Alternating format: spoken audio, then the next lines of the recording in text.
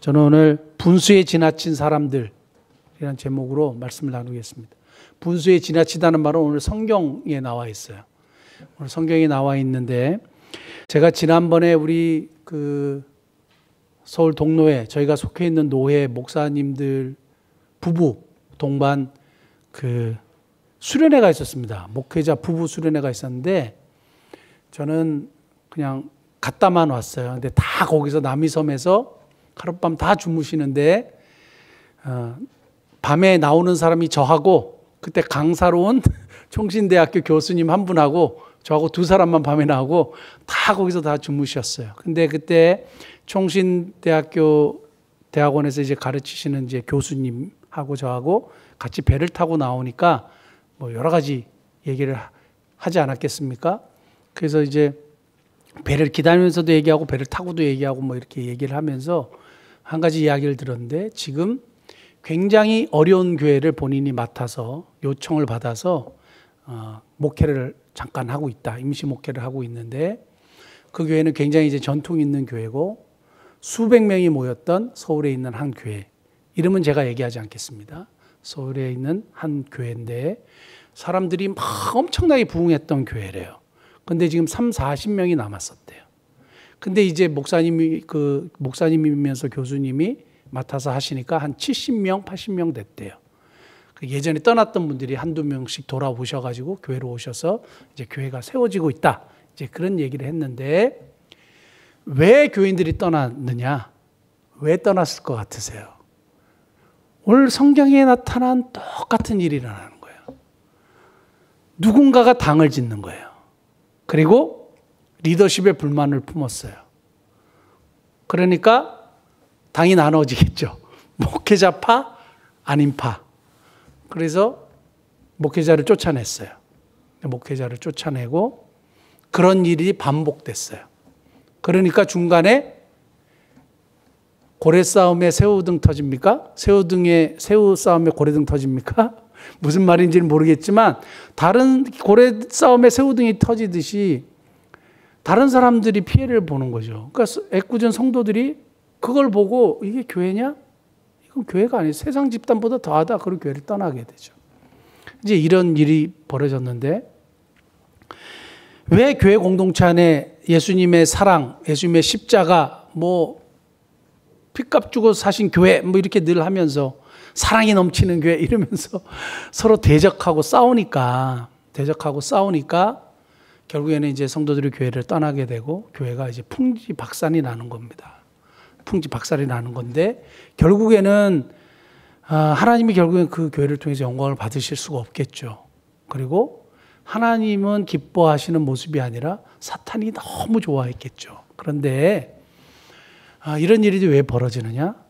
꼭 이런 일이 일어날 때 당을 짓는 무리들이 발생해요. 오늘 본문 말씀이 성경에서 분명히 등장하면서 이러할 때 해결책, 기가 막힌 해결책이 나오는 것을 제가 여러분들에게 본문을 통해서 나누기를 원하는데, 왜 이런 일이 발생하느냐 한번 먼저 좀 살펴보면 좋겠습니다. 오늘 3절 말씀 보면 당을 지은 무리들이 누구냐 하면 고라와 그 다음에 다단과 아비람과 온 플러스 250명의 이름 있는 지휘관들이에요. 리더들이란 말이에요. 이 사람들이 당을 졌다 그랬어요. 그래서 모세하고 아론을 거슬렸다 그랬어요. 그리고 뭐라 그랬냐면 라브레켐 이렇게 얘기했습니다. 라브라켐 이렇게 얘기했는데, 그것이 분수에 지나다 이 얘기를 하는 겁니다. 너희가 너무 오바야. 너희들이 왕은 아니지 않느냐. 근데 왕처럼 행동한다. 그리고 누가 너희들에게 이런 권세를 줘가지고 우리를 이렇게 다스리느냐 하면서 반역하는 말을 하기 시작하고, 그 다음에 왜 아론의 자손들만 제사장이 되느냐? 우리 다 거룩하지 않느냐? 우리 레위 자손들, 특히 여기 지금 고라가 레위 자손이거든요. 우리 레위 자손들도 다 거룩한 사람들 아니냐? 성막에서 봉사하고, 우리만 왜 성막에서 봉사하고 우리도 제사장 할 수 있지 않느냐? 이렇게 이제 말하기 시작한 거예요. 그럴싸하죠? 그러니까 사람들이 그 말에 동조했어요. 맞아. 레위 사람들은 왜 제사장을 못해? 레위 사람들도 제사장을 할 수 있지. 왜 아론의 자손만 제사장이 될 수 있냐? 그건 좀 불공평하다. 그러니까 말이 그럴싸하거든요. 그러니까 모세와 아론 당신들이 너무 오바다. 너무 분수에 지나치다. 이렇게 얘기를 했더니 모세가 7절 말씀 보면 라브라켐 똑같은 단어를 써가지고 이렇게 얘기합니다. 내일 여호와 앞에서 그 향로에 불을 담았고 그 위에 향을 두라. 그때 여호와께서 택하신 자는 거룩하게 되리라. 레위 자손들아, 너희가 너무 라브라켐 분수에 지나치다. 너희 너무 오바다. 그리고 나서 9절에 이렇게 얘기해요. 하나님이 성막에서 봉사하게 하고 가까이서 이렇게 섬기게 하신 일이 어떻게 작은 일인데 왜 제사장직을 탐을 내느냐? 이제 이렇게 얘기하는 거예요. 지금 맡은 일도 엄청나게 중요하고 멋진 일인데 왜 그것을 벗어나서 다른 것을 탐을 내느냐? 이제 이런 얘기를 하는 겁니다. 분수에 지나다. 둘 다 분수에 지나다라고 얘기해요. 니네가 틀렸다, 네가 틀렸다 이렇게 하는데 도대체 어느 편이 맞냐 이거예요. 하나님은 결국에 그 향로를 통해서 분명히 말씀하셨어요. 모세의 편을 들으셨어요. 그리고 그 향로에서 불이 나가가지고 누가 죽은지 아세요? 250명이 다 죽었어요.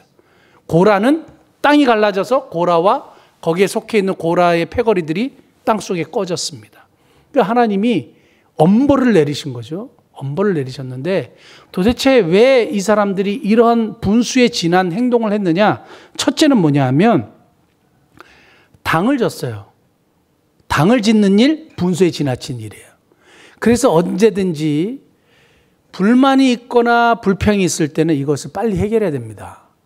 무리를 짓는 것, 하나님이 절대 기뻐하지 않고 신약 성경에서 그걸 뭐라고 얘기했냐면 육체일이라고 했고 이 육체일을 행하는 사람들은 하나님의 나라를 유업으로 받지 못하는 사람들로 되어 있어요. 그래서 교회 안에서나 믿음의 공동체 안에서 당을 짓는 행위는 하나님의 나라를 유업으로 받지 못하는 사람들로 분류해버려요. 되게 말이 맞는 것 같고 옳은 것 같지만 당을 지어가지고 공동체를 파괴하는 행위를 하나님이 너무 기뻐하시지 않아요. 그래서 갈라디아서 5장 19절부터 21절 한번 볼게요. 육체의 일은 분명하니 곧 음행과 더러운 것과 호색과 우상 숭배와 주술과 원수 맺는 것과 분쟁과 시기와 분냉과 그 다음에 당 짓는 것과 분열함과 이단과 21절 투기와 술 취함과 방탕함과 또 그와 같은 것들이라 전에 너희에게 경계한 것 같이 경계하노니 이런 일을 하는 자들은 하나님의 나라를 유업으로 받지 못할 것이요. 엄청나게 무서운 얘기인데 사람들은 이 말씀이 얼마나 무서운 말씀인지 생각을 못해요. 하나님의 나라를 유업으로 받지 못한다는 얘기 뭐예요? 극단적으로 표현하면 구원을 받지 못한다는 얘기예요. 극단적으로 얘기하면 구원을 받지 못한다는 얘기예요. 무서운 말씀이에요. 근데 교회 공동체 안에서 당을 짓거나 공동체를 파괴하는 행위는 하나님이 절대 기뻐하지 않는다.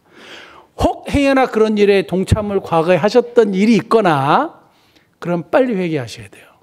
저는 아직도 마음이 그것만 생각하면 후회되는 게 하나 있어요. 제가 전도사 시절에 담임 목사님이 진짜 마음에 안 들었거든요. 엄청 형제처럼 친하다가 담임 목사님이 너무 마음에 안 드는데 성도들이 다 똑같은 마음이에요. 그러니까 저 목사님은 이제 드디어 이제 안 되겠다. 오래 목회하셨으니까 나가야 되겠다고 사실은 한 95% 이상이 그 목사님에 대해서 안 좋은 마음을 가졌는데 제가 어디에 참여했느냐? 거기에 참여했어요. 지금은 엄청나게 후회합니다. 그거는 진짜 하나님 기뻐하시지 않았구나. 자연스럽게 하도록 했어야 되는데 무리가 다 다수라고 거기에 동참하고 맞아요. 권사님 말씀이 맞습니다. 전사님 어떻게 생각하세요? 집사님 말씀이 맞아요. 맞아요. 그래야죠. 목사님 나가셔야죠. 나가셔야죠까지는 안 했지만 그게 지금도 후회가 돼요. 그 잘못했다고 제가 여러 번 하나님께 빌었어요. 잘못했습니다. 명분이 있죠. 목사님이 잘못하신 게 있죠. 그리고 명분이 분명하죠. 그러나 당을 짓는 행위는 하나님이 절대 기뻐하지 않는다.